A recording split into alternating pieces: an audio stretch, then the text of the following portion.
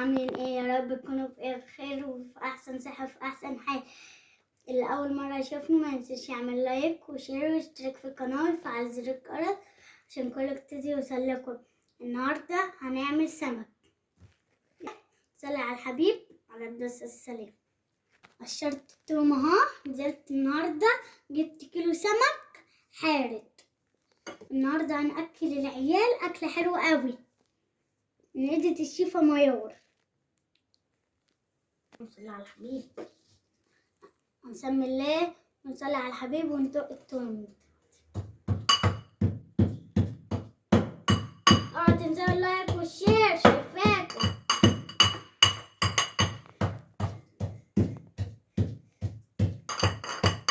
دلوقتي بعد ما عملنا التوم هنقطع بقى الخضر.